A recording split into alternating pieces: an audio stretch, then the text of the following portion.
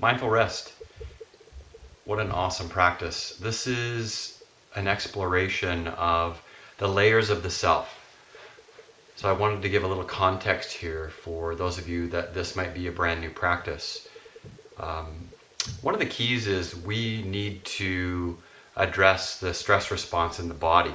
We need to discover the breath, be able to breathe again fully, creating that parasympathetic response in the body, that rest and relaxation response, which is super key to get to the deeper layers of releasing.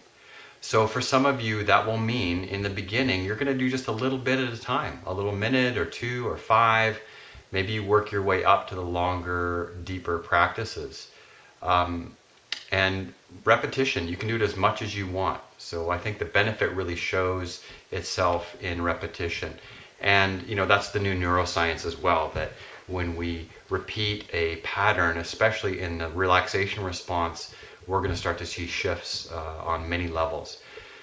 This mindfulness practice, this mindful rest, really helps us to start not reacting. So many of us live in reaction.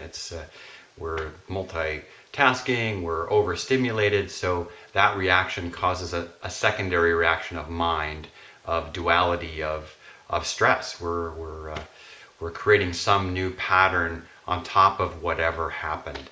Okay, this is the science behind this. This is a kind of a time-tested practice that goes way back in the yoga tradition and the meditation traditions of mindfulness, of self-inquiry, of coming back to the self.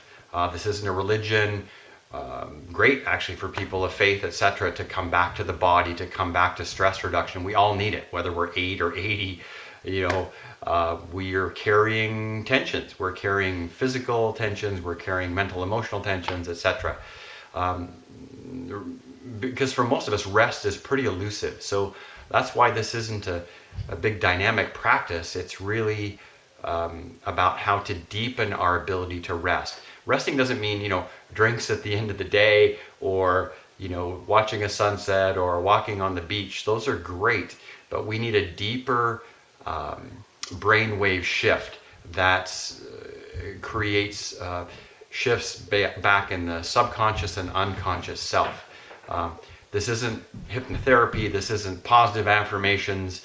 This is actually practices to get beyond the patterns of mind, the reactive mind, even the thinking mind that might create those positive affirmations, etc. This is a much deeper practice. Really we're going through the layers of self. Maslow's hierarchy of needs, maybe there's lots of different ways to explain. We have a physical body, we have breath and energy, we have mental emotions and feelings, even deeper states of images and beliefs and archetypes about ourselves. And really that's the practice of mindful rest, is we're going through those layers. We're going to start with, as I said, very basic, the body, the breath, just feeling the body. And then sequentially we will go deeper into the longer practices, maybe, after sort of 15, 20 minutes or so. Some of those practices you'll start to hear the deeper states of going into the mental, emotional body, even the belief and archetype, images, some of those things that are long held in the self, the archetypes. Ultimately reaching, through those layers, we move through the physical body, the breath and energy body, the mental, emotional body, the belief and image body, ultimately to the bliss body, it's called. Well, that sounds good, doesn't it? And really that's actually about serenity, about equanimity, about okayness. There's a point in our practice we develop where we're actually feeling okay with what is. There's nothing to change, nothing to fix, no pounds to lose, no stuff I need to memorize. That there's a moment of self, a connection to self, that is actually content in the moment. Pretty rich, pretty precious, great gift. So that's what we're working towards. So be prepared, to go through the evolution of this process. There's a couple other context things. Sometimes we'll introduce what's called the inner resource. That's kind of a neat thing. It's a safe and sacred place. So you might hear the cue on that to create an image. What does it look like? What does it smell like? What would it feel like? Who would be there? What meal would I have just eaten? For me, it's the couch in Spokane, my mom, running her fingers through my hair, my dog Winston's there, and my favorite comfort meal in the kitchen I can smell. That's like a safe place for me where I can recreate that. And you want to do the same thing. You'll do that, be invited to do that. The other thing we'll explore is called the Sankalpa.